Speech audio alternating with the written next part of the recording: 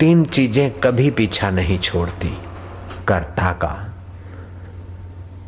एक तो पुण्य आपका पीछा नहीं छोड़ता, मरने के बाद पुण्य जीवात्मा को स्वर्ग में ले जाता है, मरने के बाद पाप जीवात्मा को नरक में ले जाता है। पाप भी पीछा नहीं छोड़ता, पुण्य भी पीछा नहीं छोड़ता। कर ली उसने हिम्मत करके तो हो जाती, नहीं तो फिर दूसरे जन्म में तीसरे जन्म में ईश्वर प्राप्ति कराए बिना, मन को ईश्वर से मिलाए बिना मंत्र भगवान छोड़ता नहीं। शास्त्र में यहाँ तक कहा है कि जितना भगवान का आदर करते उससे भी भगवान नाम की दीक्षा मिले तो मंत्र का आदर करना चाहिए, क्योंकि भगवान को खींचने वाला, भगवान को प्रकट करने वाला अथवा भगवान से मिलाने वाला भगवान का नाम है। राम न सकई नाम गुण गाई, भगवान भी अपने नाम की महिमा पूरी नहीं गा सकते। राम जी ने पत्थर फेंका तो डूब गया और राम जी के नाम से पत्थर तर गए। राम जी ने तो नपे तुले लोगों को तारा, लेकिन राम के नाम ने तो असंख्यों को तारा। कृष्ण जी ने तो नपे तुले लोगों को तारा, लेकिन कृष्ण की गीता और कृष्ण के नाम ने तो कई लोगों को तारा सवारा। तो ईश्वर, गुरु और मंत्र तीन दिखते हैं, लेकिन तीनों को एक स्वरूप माने। ईश्वरो गुरुरात्मेति मूर्ति भेदे विभागिनो व्योमवत व्याप्तम देवाय तस्मै से गुरुवे नमः। अब एक बात मैं और कहना चाहता हूं कि जिनके पास गुरु मंत्र का धन है, जिनके पास साधना का धन है, वे साधना के धन को और बढ़ाएं। भगवान उपाय बताते हैं कि मन को थोड़ा एकाग्र करो और मन में हल्की वासना आए तो उनको निकालो। आपको आसानी से बहुत बहुत ऊंचाइयों के अनुभव होंगे। मन की हल्की वासनाएं ज्यों ज्यों निकलेगी त्यों त्यों मन शुद्ध होगा और शांत होगा, उसमें सामर्थ्य आएगा। ज्यों ज्यों मन में सामर्थ्य और शुद्धि आएगी त्यों त्यों आप सुखी रहेंगे और प्रकृति के रहस्य खुलते चले जाएंगे। मन के कारण ही आप स्त्री बनी है, मन के कारण ही आप पुरुष हैं। मन ही पटेल बना है और मन ही सिंधी बना है, मन ही गुजराती बना है, मन ही पंजाबी और मन ही पापी और मन ही पुण्यात्मा। मन ही स्वर्ग ले जाता है, मन ही नरकों में भटकाता है। मन ही ईश्वर से मिलाता और मन नीच हो गया तो पेड़ पौधों की योनि में धकेल देता है। मनुष्य और पेड़ की योनि में जा गिरता है, किरकिट की योनि में जा गिरता है। क्यों? कि मन को शुद्ध नहीं किया, जप तप नहीं किया, शराब कबाब या और कुछ कर्म किए तो मरने के बाद नीच गति हो गई। मन ही प्रेत करके भटकाता है और मन ही योगी बना देता है और मन ही योगेश्वर बना देता है और मन ही तत्वज्ञानी गुरु की शरण ले जाए और तत्वज्ञान पाले तो हजारों योगी जब नमन करते हैं, ऐसा ब्रह्म परमात्मा का साक्षात्कार करा सकता है। इसलिए आपको बहुत सुंदर मौका है, आप सचमुच में बहुत भाग्यशाली हैं। आपको जितना घर बैठे ये मिल रहा है उतना अगर हमको घर बैठे मिलता तो अभी हम जहाँ हैं उससे कई गुना हम आगे होते।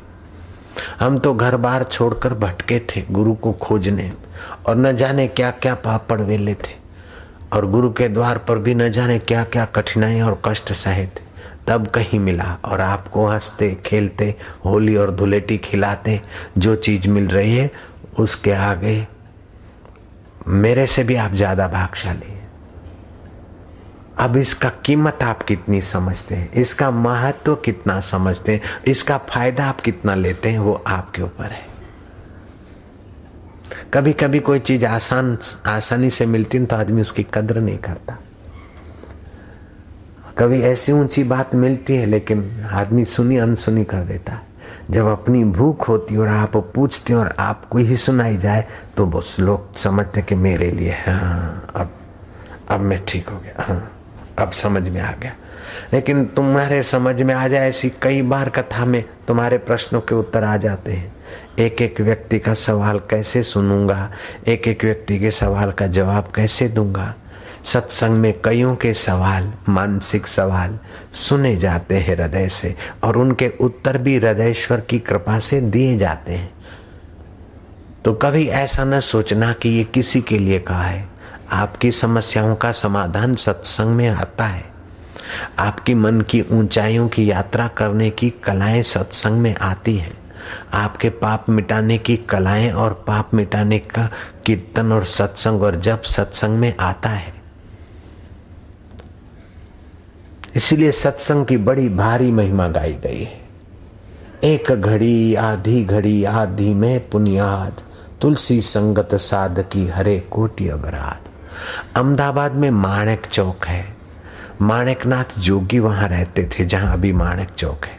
अहमद बादशाह उनकी जमीन हड़प करता था।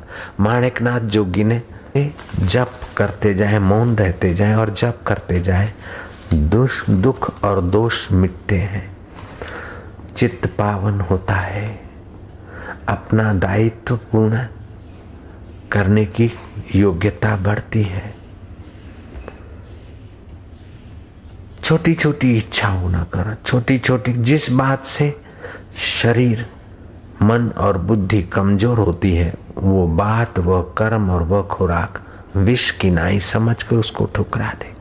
जिससे शरीर मन और बुद्धि बलवान होती है वो धर्म है, और जिससे निर्बल होती है वो अधर्म है। तो मन को, बुद्धि को और तन को निर्बल बनाने वाले कर्म धर्म नहीं हो सकते।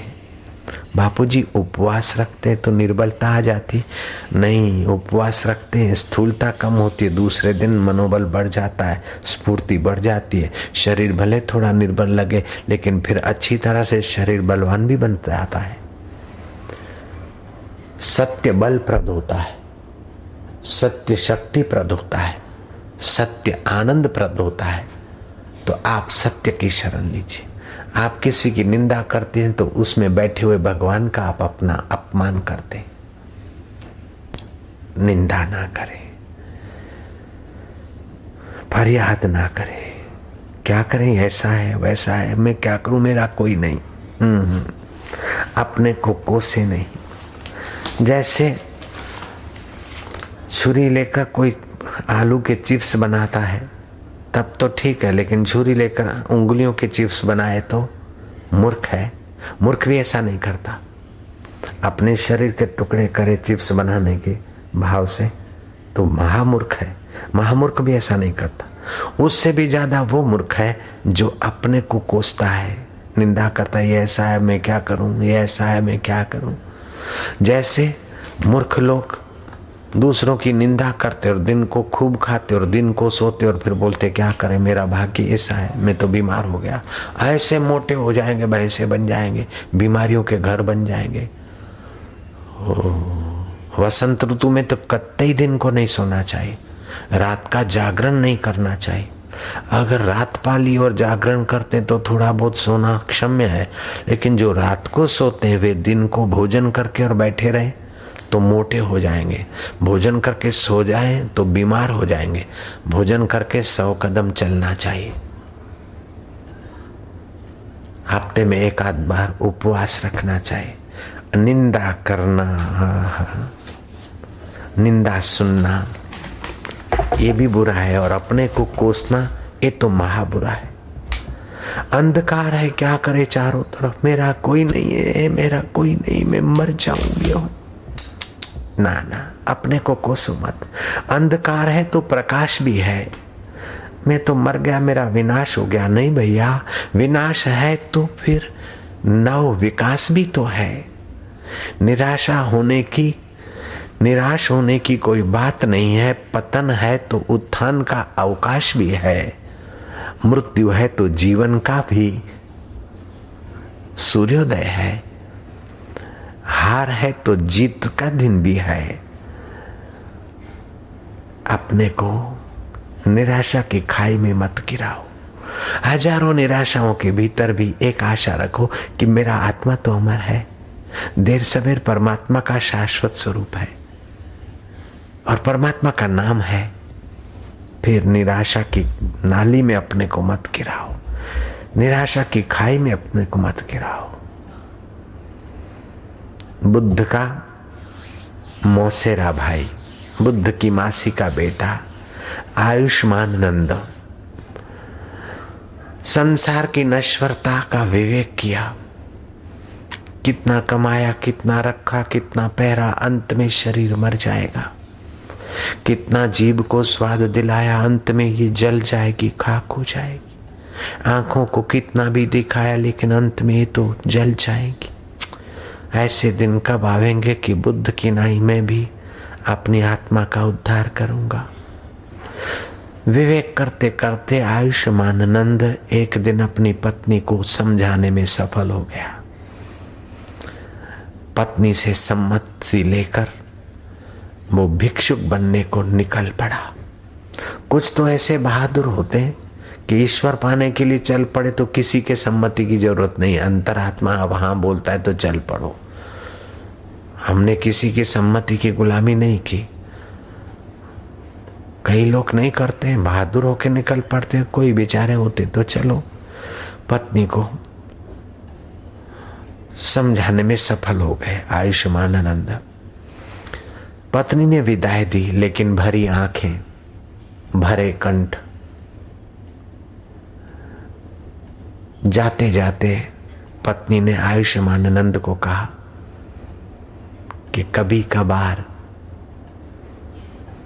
इस अबला को भी याद कर लेना, इस पतिता की भी कभी स्मृति कर लेना।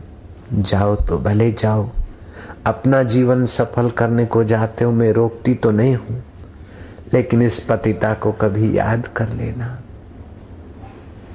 बस आयुष्मान नंद बुद्ध के भिक्षुक गणों में आ तो गया, साधु तो बन गया, लेकिन जब ध्यान करे, मन की योग्यता को बढ़ाने को करे, बुद्धि के दोषों को मिटाने के लिए जप और ध्यान उत्तम साधन करे, तो साधन में मन लगने के आसपास बस कभी कभी इस पतिता को याद कर लिया करना। आंसू बहाती आंखें, भरा कंठ, द्रवित हृदय, पत्नी का चेहरा। आयुष्मान आनंद ज्यों भूलने को करे त्यों वह पत्नी का चेहरा आ जाए और वो शब्द आ जाए, पतिता को याद कर लेना। आखिर वो अपने मित्र साधुओं से कहने लगा कि मैं बुद्ध भगवान से आज्ञा लेकर वापस जाऊंगा घर, वहीं भजन करूंगा। साधु ने समझा कि गृहस्थी जीवन तो वैसे ही काम, क्रोध, लोभ, मोह, छल, कपट का मैदान होता है। वहां अगर रहकर भजन हो जाता तो सभी महापुरुष वहीं से निकलते। इतनी सारी बस्ती है, इतने सारे श्रद्धालु लोग हैं, कौन बुद्ध पुरुष निकलता है घर में रहकर? कौन महापुरुष बन जाता है? थोड़ी बहुत कमाई की, फिर खर्च हो गया, कमाई की, खर्च हो गया, कहीं काम में, क्रोध में, लोभ में, मोह में, सातत्य नहीं हुआ। बोले ये बात तो सच्ची है, लेकिन लगता है कि घर में जाकर मैं भजन करूंगा तो ठीक रहेगा। याद कर लेना पतिता को। इन आंसुओं को कभी मन से पहुंच लेना। जाते हो तो जाओ, प्रणाम स्वीकार कर लेना। उसकी नम्र वाणी, उसकी सेवा, उसके आंसू, भरा गला, द्रवित हृदय मुझे यहां बैठने नहीं देता, मैं घर जाऊंगा।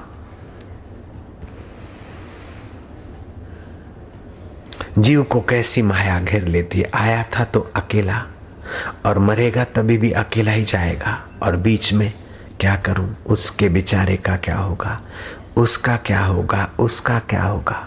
मैं ऐसा करके भजन करूंगा, वैसा करके भजन करूंगा। अरे तू भजन कर, करके ऐसा वैसा काय को मरे बीच में। आयुष्मान नंद साथी साधु की सीख गले उतरने नहीं देता। साथी साधु ने बुद्ध को कह दिया कि ये आपका मौसेरा भाई घर जाना चाहता है। बुद्ध जानते कि माया कैसे जीव को गिरा देती है आसक्ति में। बुद्ध ने बुलाया आयुष्मान नंद को, बैठो, श्वास को देखो, चंचल मन को एकाग्र करो थोड़ा सा, फिर देखो प्रकृति के रहस्य और प्रकृति के राज्य में क्या खजाना है। श्वास अंदर जाए शांति, बाहर आए एक, अंदर जाए शक्ति, बाहर आए दो, श्वास अंदर जाए मंत्र, बाहर आए 3, श्वासोश्वास गिनो, मन की चंचलता थोड़ी मिटी, एकाग्र मन कुछ हुआ, बाकी का बुद्ध ने अपनी निगाहों के द्वारा, कृपा के द्वारा थोड़ी शक्ति दे दी। आयुष्मान नंद क्या देखता है, ओहो शरीर तो यहां है लेकिन वो ताव तिसल लोक की 500 दीप्यमान दिव्य अप्सराओं के उस सुंदर विहार में पहुंच गया। बलहार कुर्बान, क्या रूप है, क्या लावण्य, क्या सौंदर्य है, गजब हो गया। इन अप्सराओं की चाकरी में रहने वाली जो दासियां हैं वो भी धरती पे आए तो राजा राज कुर्बान कर दे। वो देखते देखते दंग रह गया। बुद्ध ने फिर संकल्प करके उसको ध्यान में से नीचे उतारा। भंते, मुझे आपने क्या बड़ा सुख दिखाया। भंते, क्या गजब की सुंदरियां थी, कैसा रूप, कैसा लावण्य। भंते, क्या ऐसा भी होता है? भंते ने कहा और भी कुछ है। प्रकृति के राज्य में बहुत कुछ छुपा है। मन एकाग्र हो, रहस्य मिले। अगर आयुष्मान नंद तू 1 साल तक ब्रह्मचर्य का पालन करे, संसार न भोगे और उस ऊर्जा को ऊर्ध्वगामी करे और ध्यान और जप का आश्रय ले, तो मैं उस ताव तिसल लोक की 500 अप्सराएं तुझे अर्पित कर सकता हूं। वे तेरी चाकरी करेंगी और उनका खान पान तुझे कोई व्यवस्था नहीं करनी पड़ेगी। उस लोक में संकल्प मात्र से हो जाता है और तुझे भी मिल जाएगा इच्छा मात्र से। जैसे स्वप्ने में तुम चाहते हो ऐसी चीजें आ जाती है, उससे ज्यादा ठोस ही है। बोले भंते में 1 साल कर लूंगा। आयुष्मान नंद को लालच लगी उस दिव्य भोग भोगने की। तत्परता से जप करता है, मन को एकाग्र करता है, योग्यता निखरी, प्रकृति के रहस्य खुले। वर्ष पूरा नहीं हुआ, बुद्ध ने पहले ही बुलाया कि मैंने वचन दिया था, मैं अपना वचन निभाने को तैयार हूं। ताव तहसील लोक की 500 अप्सराएं तेरी चाकरी में रहे, मैं ऐसी व्यवस्था करवा दूं। वो बोलता है भंते क्षमा करो। अब तो अंतरात्मा में इतनी शांति और इतना आनंद आ रहा है कि इंद्रियों के द्वारा उनको देखकर, उनको भोग कर जो सुख मिलेगा वो तुच्छ होगा। उनके भोगे और देखे बिना अभी जो सुख मिल रहा है वो बहुत ऊंचा है। ये आत्म सुख में मुझे रहने दो, मुझे उन अप्सराओं के पास न भेजो। तो आपके मन में ये भी तो शक्ति है कि 500 अप्सराएं आपकी चाकरी में रहें और दिव्य भोग दें। उससे भी ऊंचा सुख आपका मन आपको अपने अंतरात्मा में अनुभव करा सकता है। तो क्यों न आप उसको उस प्रकार की सीख दें, ट्रेनिंग दें, शिक्षा दें।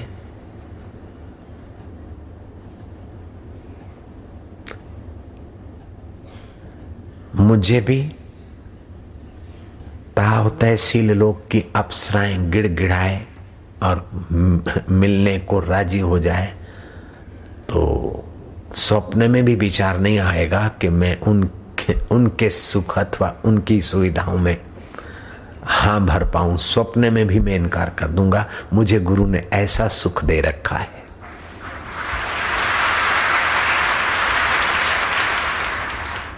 मुझे स्वप्न में भी ये नहीं आता कि मैं प्राइम मिनिस्टर बन जाता तो कितना अच्छा होता, अथवा बन जाऊं ना। मेरा ऐसा कौन सा पाप है जो मेरे को ऐसा विचार आने दे? कभी नहीं आता। हाँ, ये होता है कि अगर हम डट जाएं तो गुरु कृपा से थोड़ा पात्र हो तो उसको प्राइम मिनिस्टर बना सकते हैं। ये तो आता है भीतर जयराम जी की। लेकिन हम बन जाएं ऐसा नहीं आता। प्राइम मिनिस्टर बनने में जो वो सुख नहीं जो अभी है, तावस तहसील लोक में वो सुख नहीं जो अभी है। स्वर्ग में मुझे जाने की इच्छा नहीं है। आपको परमात्मा का ज्ञान हो जाए तो आप अपने शिष्य को अपने संकल्प मात्र से, दुआ मात्र से स्वर्ग का अधिकारी बना सकते हैं। ये वो आत्म खजाना है। बस मन को थोड़ा ललक लगा दो। तो ललक लगाने के लिए भगवान उपाय बताते हैं, बड़ा सुंदर, बड़ा सरल। भगवान कहते हैं आपका मन जहां जहां जाए वहां वहां से उसको घुमाकर अपने आत्मा में, अपने ईश्वर में ले आओ। ईश्वर के सुख में उसको लगाओ, ईश्वर की एकाग्रता में, शांति में लगाओ। यतो यतो निश्चरति यतो यतो मनश्चंचलम स्थिरम मनश्चंचलम ततस्ततो नियमेस्तद् ततस्ततो नियमेतद् आत्मन्नेव वशं नयेत् आत्मन्नेव वशम। ये अस्थिर जल्दी स्थिर नहीं रहता और ये चंचल मन अर्थात एक जगह लगता भी नहीं और कभी कुछ चाहता कभी कुछ और जहां तहां भागता है। इसका स्वभाव है, ये इसका स्वभाव है। लेकिन इसको मोड़ना परम पुरुषार्थ है, परम लाभ है। जहां जहां विचरण करता है वहां वहां से हटाकर एक परमात्मा में ही लगाए। एकाग्रता करना, मन को एकाग्र करना अच्छा है। प्रकृति के रहस्य खुलेंगे। भाव तहसील लोक जैसी ऊंचाई भोग सामग्री तुम पा सकते हो एकाग्रता से, सिद्धियां पा सकते हो। लेकिन उनसे भी कई गुना ऊंचा है परमात्मा का सुख। तो एकाग्र किसी चीज में भी कर सकते हो, लेकिन परमात्मा को पाना है तो फिर परमात्मा भाव से परमात्मा में एकाग्र करो। तो एकाग्रता और परमात्मा प्राप्ति दोनों एक साथ चले। कितनी सुंदर युक्ति बताते हैं भगवान। मन को परमात्मा में स्थिर करो। नहीं तो आप गोल बिंदु कर दो, उसमें एक टिक्का लगा दो और उसको देखते जाओ। आंखों की पलकें न गिरे, देखते जाओ। मन एकाग्र होगा और उस एकाग्रता के बल से पानी में देख लिया, किसी को आशीर्वाद करके दे दिया तो ठीक होने लगेगा। ऐसे और भी कुछ चमत्कार होने लगेंगे। लेकिन ये एकाग्रता है मन की, परमात्मा में मन नहीं। तुम परमात्मा में मन को एकाग्र करो तो परमात्मा के फोटो पे करे। ये एक उपाय है। परमात्मा या गुरु के फोटो को देखते देखते फिर आंखें बंद हो और वो दिखने लग जाए यहाँ, फिर उसमें से प्रकाश दिखे, नील बिंदु दिखे। ये एक उपाय ये भी है। दूसरा ये कि आप भगवान का नाम जपते जपते जपते श्वास को देखते जाओ। श्वासोश्वास से थोड़ा एकाग्र करो, फिर अपने आप को छोड़ दो भगवान के हवाले। तो अंदर के केंद्र जो है, मूलाधार, स्वादिष्ठान, गुरु का शक्तिपात मिल गया तो अंदर से अपने आप क्रियाएं होने लगेगी। फिर इस जगत में रहते हुए भी आपका मन दिव्य जगत में चला जाएगा और आपको आनंद आने लगेगा। ये भगवत रस है।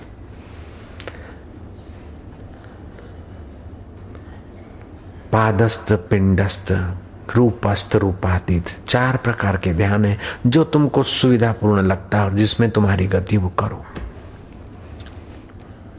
और भी उपाय है। आपको गंगा दिखा, गाय दिखा, कौवा दिखा, अब मन एकाग्र करते और कुछ दिखा तो आप क्या करो कि गाय की गहराई में, गाय की आंखों से जो देखता है वो मेरा प्रभु है। कौवा से जो क्या करने की सत्ता है मेरे प्रभु की है। बालक का जो रुदन है हाथ से, उसकी गहराई में मेरे प्रभु है। तो प्रभु का चिंतन क्या तो मन थोड़ा एकाग्र होगा। आप विक्षेप में, शोर में भी मन को भगवान में बनाने की तरकीब सीख लो, आसानी हो जाएगी। यतो यतो निश्चरति मनश्चंचलम स्थिरम ततस्ततो नियमेतद आत्मन्येव वशम नहीं। जहां जहां मन ये अस्थिर और चंचल जाता है वहां वहां से उसको भगवान में लगाओ, क्योंकि गहराई में तो सब में भगवान की सत्ता है। फरियाद में मत लगाओ, निंदा में मत लगाओ, निंदा में मन को मत लगाओ, ईश्वर में लगाओ। आम थयु तेम थयु फलाणु थयु ढींगणु थयु, अरे आखू जहां जहां मन चाहे।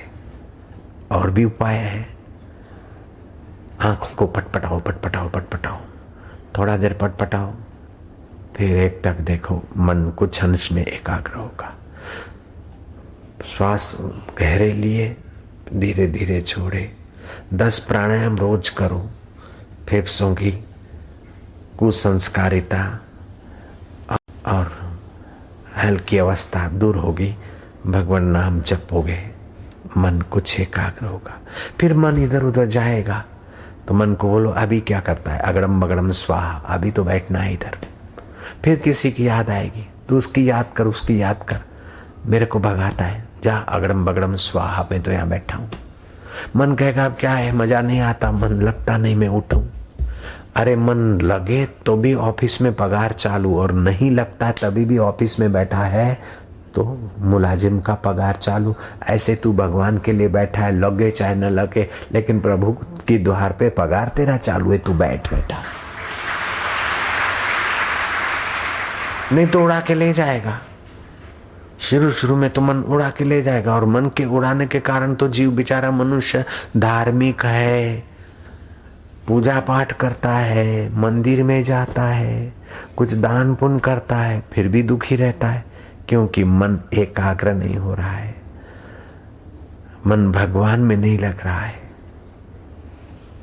भगवान में तो दुख है नहीं, दुख तो है भोग में, दुख तो है तो अज्ञान में। जहाँ भगवान है वहाँ ज्ञान है, वहाँ दुख नहीं है, तो फिर भी दुखी है। चाहे नमाज पढ़े तब भी मियाँ दुखी है, मंदिर में जाए तब भी भक्त दुखी है, चर्च में जाए तब भी ईसाई दुखी है। तो मानना पड़ेगा मंदिर, चर्च, यहाँ मस्जिद, वहां भी उपासना करने की वो स्थली है, मन को एकाग्र करने के लिए वो जगहें हैं। तो अपने घर में भी ऐसी जगह बना लो कि भाई आपका मन एकाग्र हो।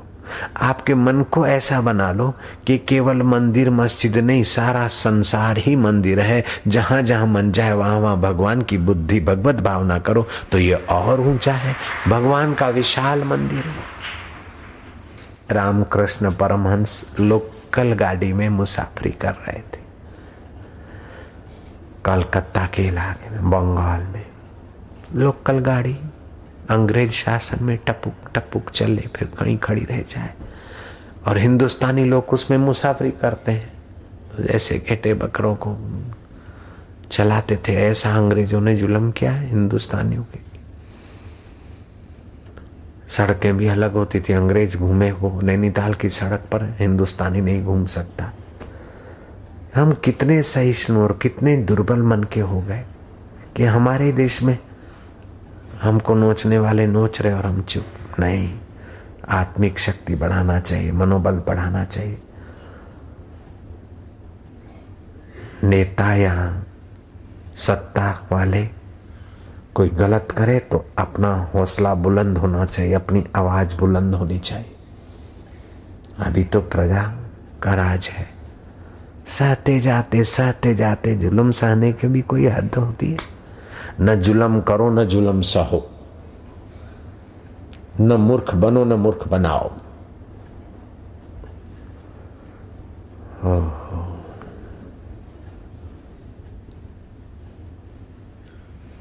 रामकृष्ण थर्ड क्लास गाड़ी में बैठे, गाड़ी कहीं खड़ी हो गई। रामकृष्ण की नजर कर पड़ी कि वो पीली पत्तों का पेड़ है। शिव जी को बहुत प्रिय है बेली पत्र। वो लोकल गाड़ी से उतरे, कहीं भी खड़ी हो जाते, बेली पत्र तोड़े। अब सोचा कि शिव जी का मंदिर कहाँ है, चढ़ा के आऊं। कहाँ है? सोचते सोचते आंख बंद हो गई तो अंदर से आया कि मैं ही तो शिव स्वरूप हूँ। तो बिलीपत्र, ओम नमः शिवाय, ओम महेश्वराय, शंभवाय च, मयो भवाय च, महेश्वराय च, शिवतराय च, शंभवाय च। बिलीपत्र चढ़ाते गए, गाड़ी भी सल मारती। हृदय भांजा उनका था, मामा मामा मामा। अब शिव स्वरूप में है, गाड़ी के बाप की ताकत है कि उनको छोड़ के जाए।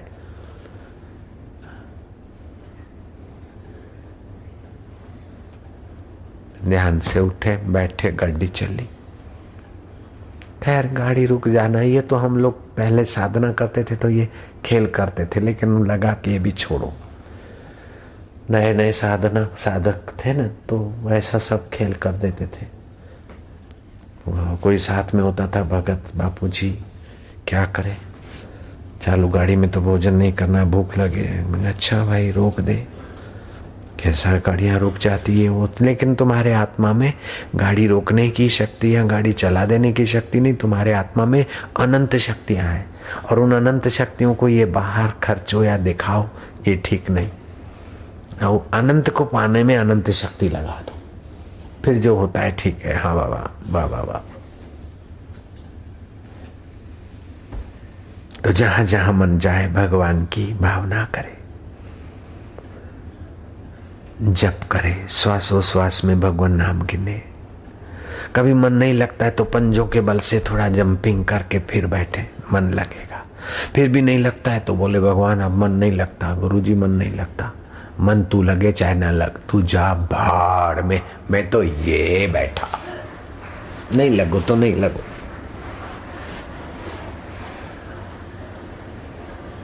आराम से बैठे, वो आराम किया, शांति पाया, तो शांति से बैठ गए, तब भी तो लगा। बोले शांति से बैठ नहीं पाता हूं, कोई बात नहीं, डरो मत। शुद्ध हवा, खुली हवा में होठ बंद करके नाक से गहरा सांस लो और मुंह से निकालो। नाक से लो, मुंह से निकालो, 10-12 बार करो। अशांति दूर हो जाएगी, मन में खुशी आ जाएगी, मन का बाप भी लगेगा। जाएगा कहाँ बापूजी? फिर भी नहीं लगता, अब क्या करूं, फिर भी नहीं लगता। अच्छा तो ध्यान योग शिविर भरा कर, वो तो भरता हूं। फिर बापूजी आनंद तो आता है लेकिन मन नहीं लगता। अरे आनंद आता है तभी, मन लगता है तभी आनंद आता है बेटे। ये जो इतने बैठे हो, ये मन लग रहा है सत्संग में, भगवान में लग रहा है तभी बैठे हो, नहीं तो कोई पकड़ के डंडे वाले पुलिस वाले थोड़ी तुमको बिठा सकते हैं।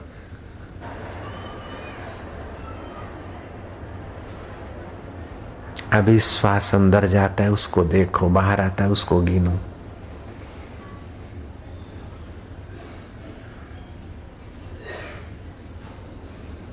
इसमें मन लगे तो ठीक है, नहीं तो जो सुना है उसी में लगने दो। नहीं लगे तो ना लगे, चलो लगाने की कोशिश ही छोड़ दो। बैठे मजे से, अच्छा लगता है, आनंद आता है, देख ले।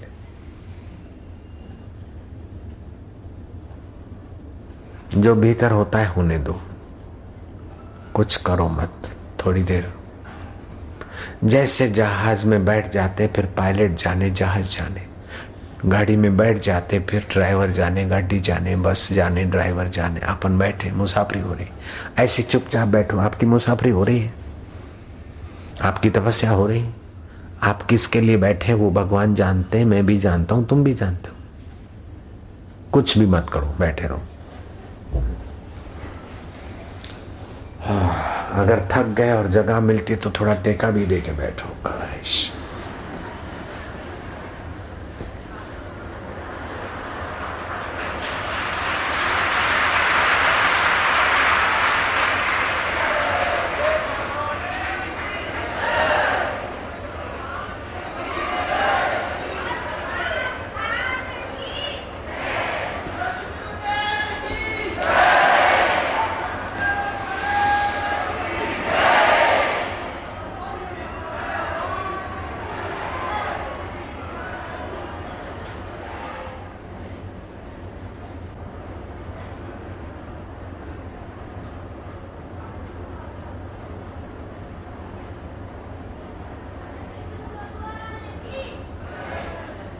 युक्ति आ गई मन को शांत करने की। आप बैठे बैठे मन को शांत कर देंगे, ध्यान करने बैठो नहीं, ऐसे ही बैठो तब भी मन शांत हो सकता है। युक्ति आ जाए बस, युक्ति से मुक्ति। तो आपके मन में बहुत योग्यताएं हैं। आप पेट पालू पशु की नाई जिंदगी बिताने के लिए धरती पे नहीं आए, लेकिन कुलीन राजकुमार की नाई, जैसे कुलीन राजकुमार खेल खेलता है आनंद के लिए, ऐसे आप आनंदमय जीवन बिता सकते हैं। केवल मन को थोड़ा सा एकाग्र, थोड़ा सा ईश्वर में, धर्म में लगा दे बस। धर्म क्या है कि तुम्हारी बिखरती हुई शक्तियों को रोकने के लिए एक कानून है, और ध्यान और उपासना क्या है कि तुम्हारी शक्तियों को विकसित करने के लिए एक साधना है। और तत्व ज्ञान सारे ब्रह्मांडों का जो सार है और आत्मा, उसका अनुभव कराने के लिए। तो कुछ ऐसे मनुष्य होते हैं जो पशु से थोड़े से ही ऊपर होते हैं।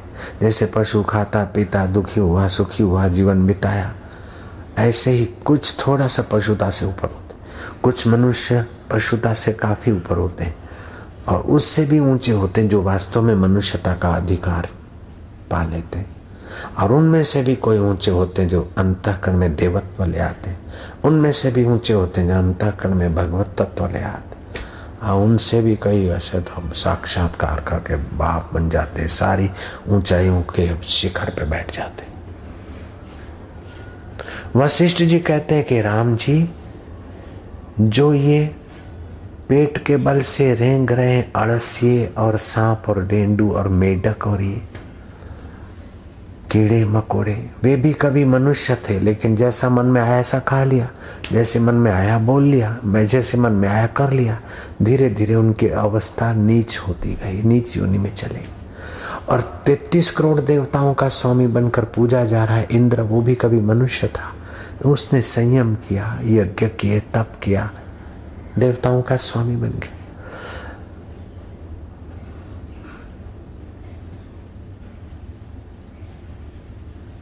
आपका मन ही तो है। मन का लालन पालन करके उसको एकाग्र किया और ईश्वर की तरफ लगाया, धर्म की तरफ लगाया, आपका विकास हो गया। मन में आया और कूड़ कपट करके थोड़ी देर के लिए टेम्पररी मजा लेने में आपने धर्म का, एकाग्रता का, पवित्रता का, मानवता का गला घोंट के भी जैसा मन में आया ऐसा करने लग गए, तो धीरे धीरे आप पतन की तरफ चले गए। इसीलिए भगवान कृष्ण कहते हैं, आत्मैव आत्मनो बंधु आत्मैरिपुरात्मना बंधुरात्मनात्मा तस्य ये नात्मैवात्मना जिता अनात्मनस्तु शत्रुते वर्तेतात्मे शत्रुवत। मनुष्य अपने आप का मित्र है। अगर मन को संयत करता है, एकाग्र करता है, मुझ में लगाता है, तो अपने आप का वो मित्र है। अगर मन में जैसा आता है, इंद्रियां जहां घसीट के ले जाती है, वैसे ही छूट छाट करके खाता पीता और ऐश आराम में लगता है, तो अपने आप का वो दुश्मन है। दुनिया के सब दुश्मन मिलकर इतना नहीं बिगाड़ सकते जितना मनमुख जीवन करके मन हमारा सत्यानाश कर सकता है। दुनिया के सारे प्राइम मिनिस्टर, सारे राष्ट्रपति, सारे सेनापति राजी हो जाए तो इतना लाभ नहीं करा सकते जितना मन ईश्वर में लगने से लाभ होता है, उतना वे लोग लाभ नहीं करा सकते।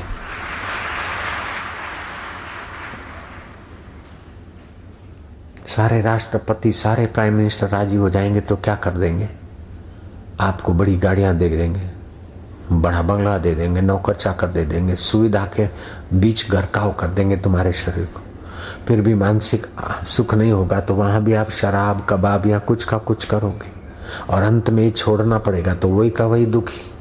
लेकिन मन अगर ईश्वर में लगा तो छूटे, रहे तो रहे, दुख की क्या बात है। और अंत में ईश्वर में लगा हुआ मन मरने के बाद ईश्वर से मिला देगा। और राष्ट्रपतियों की कृपा से जो भोग भोगा है तो अंत में मन प्रेत करके भटका देगा। प्राइम मिनिस्टरों की मेहरबानी से और राजाओं की मेहरबानी से सब कुछ मिल गया, लेकिन मन भगवान में नहीं लगा तो अंत में तो तबाही है। अगर मन भगवान में लगा दे, ये संभव नहीं कि कोई राष्ट्रपति सब मिलकर आपको सुखी करने लग जाए, संभव नहीं है। लेकिन मान लो हो भी गया, तभी भी कुछ दम नहीं इसमें। जितना आप अभी स्वतंत्र जिस सुख को पा सकते हो, उस सुख को सब मिलकर नहीं दे सकते। प्रमोशन कर देंगे और क्या, लेकिन गुलाम तो बने रहोगे। जयराम जी की, और प्रमोशन के बाद रिटायरमेंट भी तो मिलेगा। और प्रमोशन में 1 नंबर 2 नंबर किया और ढेर कर दिया तो अंत में छोड़ के तो मरना पड़ेगा। और मिल गया तो भोग कर भी तो अपना बल नाश करना पड़ेगा। कबीरा कुत्ते की दोस्ती दो बाजू जंजाल, रीझे तो मुंह चाटे और खींचे तो पैर काटे। संसार की बहुत सुख सुविधा मिल गई तो क्या हो गया, और कम हो गई तो क्या हो गया। कम हो गई तो पैर काटता है और ज्यादा हो गई तो मुंह चाटता है। ऐसे ही तो है संसार। कबीरा कुत्ते की दोस्ती दो बाजू जंजाल, रीझे तो मुंह चाटे और खींचे तो पैर काटे। संसार की चीज वस्तु भोग भावाई मिल गई तो क्या, और ये कम हो गई तो क्या। मिले तो प्रभु का ज्ञान मिले, मिले तो प्रभु का ध्यान मिले, मिले तो प्रभु का आनंद मिले, और सब तो समय बर्बाद करने वाली चीजें हैं।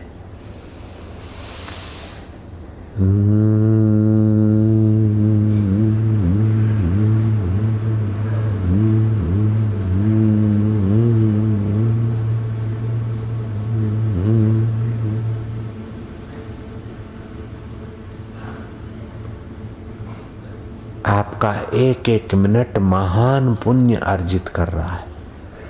आपका एक एक क्षण ईश्वरी चिंतन, भजन, ध्यान और शांति का सार्थक खजाना पाने का मांगलिक गति कर रहा है।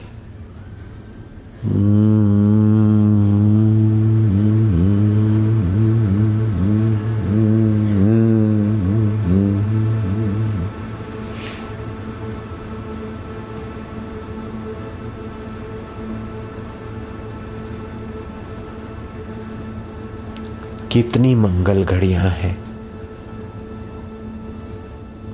त्योहारों का समय, तापी का तट, संध्या का समय, भगवान का ज्ञान, भगवान का सुमरन और भगवान का ध्यान, और भगवान की ही खुशी, भगवान का ही आनंद।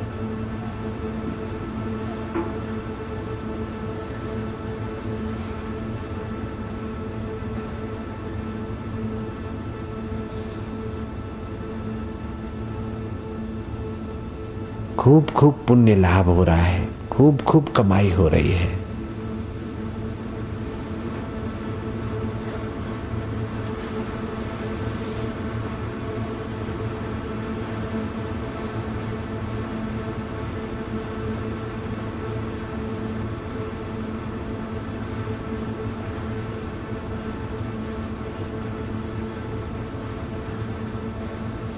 आनंद, शांति। ओम शांति, ओम शांति।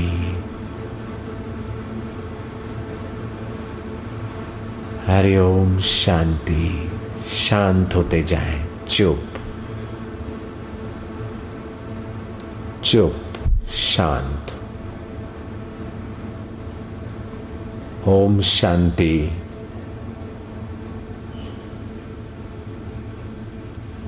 हरि ओम शांति। आनंद,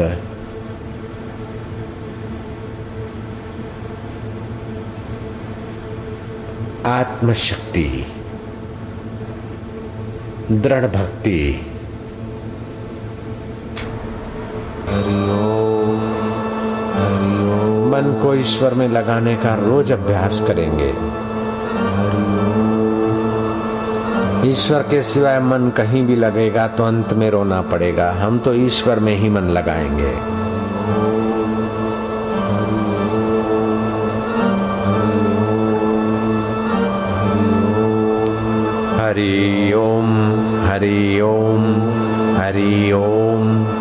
हरि ओम, हरि ओम, हरि ओम, हरि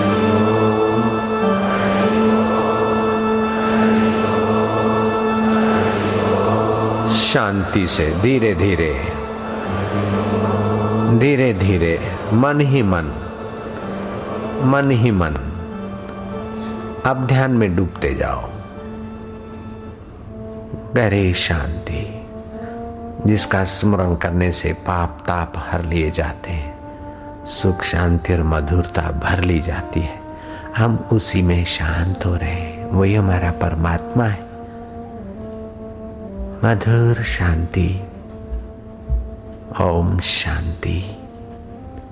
हरि ओम शांति। हरि ओम शांति। ओम शांति। हरि ओम शांति। आनंद, आनंद, आनंद, प्रसन्नता, एकाग्रता, आरोग्यता। ओम शांति। ओम ओम शांति। हरि ओम शांति। हरि ओम शांति। हरि ओम, हरि ओम शांति। हरि ओम आनंद शांति।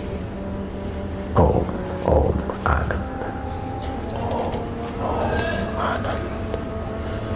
ओम ओम शांति। ओम ओम शांति। ओम ओम आनंद। हरि ओम शांति। ओम शांति।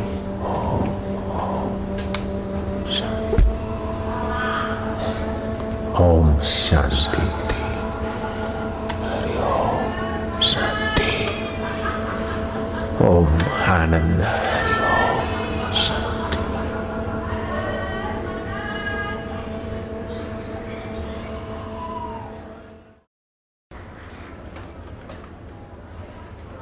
हे मुनीश्वर, आपके दर्शन से मैं अब पूर्ण आनंद को प्राप्त हुआ हूँ। के उपदेश से अब मैं पूर्ण आनंद को प्राप्त हुआ हूँ। मुझे आनंद बाहर से नहीं लेना पड़ता। भोगी बनकर अपने को खपाता नहीं, अब तो मैं अंतरात्मा के आनंद से पूर्ण हो रहा हूँ। संत की संगति चंद्रमा की चांदनी सी शीतल और अमृत की नई आनंद को देने वाली है। ऐसा कौन है जो संत के संग से आनंद को प्राप्त न हो। हे मुनीश्वर, संत का संग चंद्रमा के अमृत से भी अधिक है। संत का संग चंद्रमा के अमृत से भी ऊंचा है, स्वर्ग के अमृत से भी ऊंचा है। स्वर्ग का अमृत पीने से पुण्य नाश होते हैं, संत के संग से जो हृदय का अमृत मिलता है उससे पाप नाश होते हैं। हे भगवान, जैसे चंद्रमा को देखकर कमलिनी प्रफुल्लित हो आती है, फूलों से मिलकर वायु सुगंधवान हो जाती है और सूर्य के उदय होने से सूर्यमुखी कमल प्रफुल्लित हो जाते हैं, तैसे ही संतों की संगति से बुद्धि आत्म सुख पाती है। चंद्रमा को देखकर कमलनी जैसे खिलती है, ऐसे संतों के सदैव संग से हमारा हृदय कमल भगवत भाव से खिलता है। हे भगवान, ऐसा कौन है जो दीपक हाथ में लेकर गड्ढे में गिरे, और वह कौन है जो दीपक हाथ में लेकर तम को देखे। तैसे ही वह कौन है जो संतों की संगति भी करे और दुखी भी रहे। संतों की संगति से युक्तियां मिलती है दुख नाश की।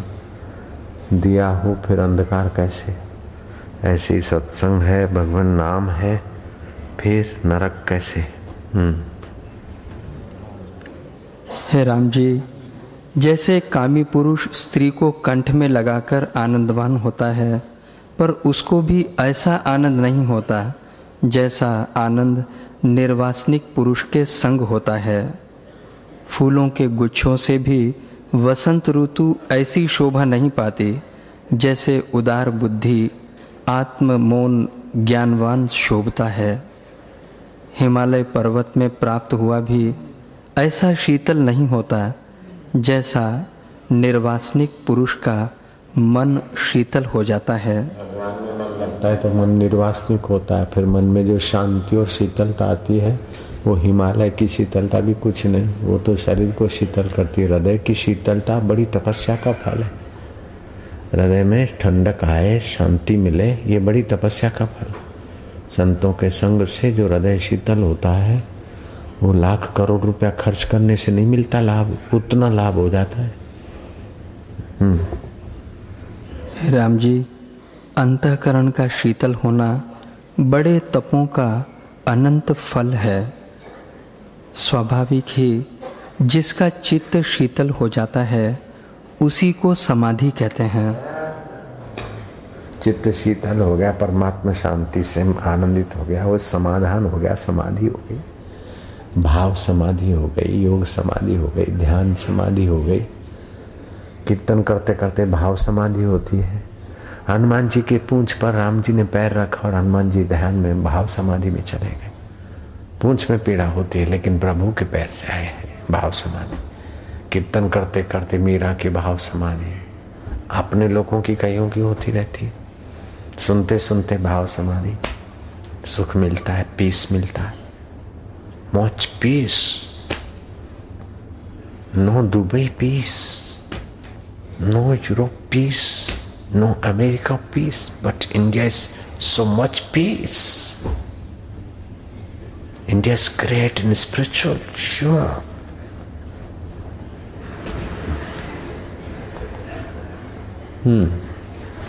हे राम जी, चंद्रमा के स्पर्श से भी ऐसा शीतल नहीं होता जैसा निर्वासनिक पुरुष के संग से शीतलता प्राप्त होती है। चंद्रमा तो बाहर की तप्तता मिटाता है परंतु भीतर की तप्तता निवृत्त नहीं करता। पर ज्ञानवान के संग से हृदय की तप्तता भी मिट जाती है और परम शांति को प्राप्त होता है।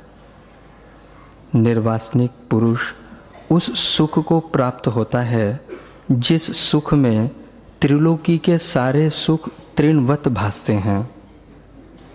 जो पुरुष निर्वासनिक हो गया है उसको सारी पृथ्वी गोपद के समान तुच्छ भासती है।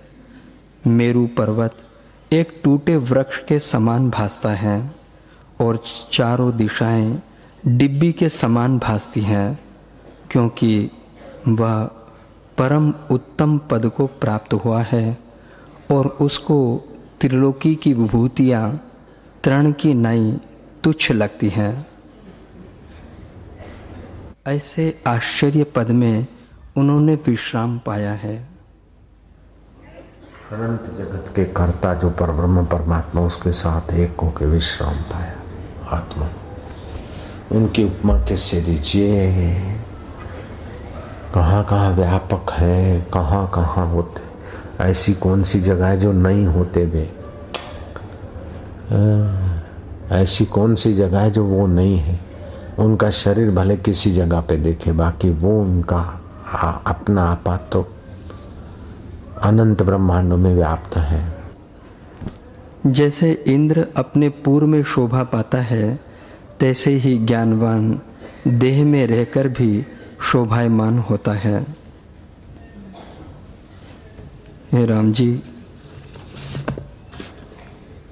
बार बार योग वशिष्ठ पढ़े, 3 घंटे जप करे, 3 घंटे ध्यान करे, 3 घंटे शास्त्र पढ़े, 3 घंटे गुरु के देवी कार्य में ईमानदारी से लगे, साक्षात्कार जल्दी हो जाए।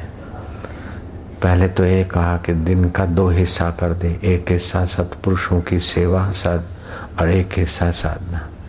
फिर थोड़ा समय बीते तो दिन के 4 हिस्से कर दे, 3-3 घंटे दिन में, कुल मिला के 3 घंटे जप, 3 घंटे ध्यान, 3 घंटे शास्त्र विचार, 3 घंटे सदगुरु की सेवा। ज्ञान हो जाएगा, परमात्मा का अनुभव हो जाएगा।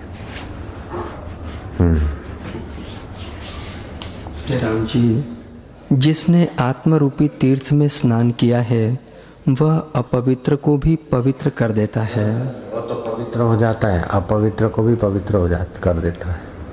जिसने आत्मा जहाँ जहाँ मन जाए भगवान में लगा दिया और भगवान का साक्षात्कार कर लिया, वो तो तीर्थों को भी पवित्र कर लेता है, अपवित्र को भी पवित्र कर लेता है। रविवार को ऑफिस से बंद होती है, दूसरे शनिवार को भी ऑफिस से बंद होती है, लेकिन जब प्राइम मिनिस्टर आता है तो सारे ऑफिसर हाजिर हो जाते हैं, चाहे रविवार हो चाहे कुछ हो। उस इलाके का बड़ा नेता आ जाता है तो ऑफिस से बंद वाले भी हाजिरी लगती तो आ जाते हैं। ऐसे ही सारे ग्रह नक्षत्र ज्ञानी की हाजिरी मात्र से सब हाजिर हो जाते। सारे ग्रह नक्षत्र वार तिथियां ज्ञानी के आगमन मात्र से सब अनुकूल हो जाते। वैसे तो कलेक्टर साहब नहीं मिलते, लेकिन मुख्यमंत्री आ गए तो कलेक्टर साहब वहां हाजिर मिल जाते। फलाने साहब बोले अभी नहीं है साधारण आदमी के लिए, और मुख्यमंत्री या प्राइम मिनिस्टर आ गए तो उस इलाके का साहब लेफ्ट राइट। ऐसे वो ज्ञानवान होता है तो सारे ग्रह नक्षत्र तिथियां वार त्योहार सब अनुकूल हो जाते। ज्ञानी की हाजिरी मात्र से वातावरण में प्राकृतिक लीला होने लगती।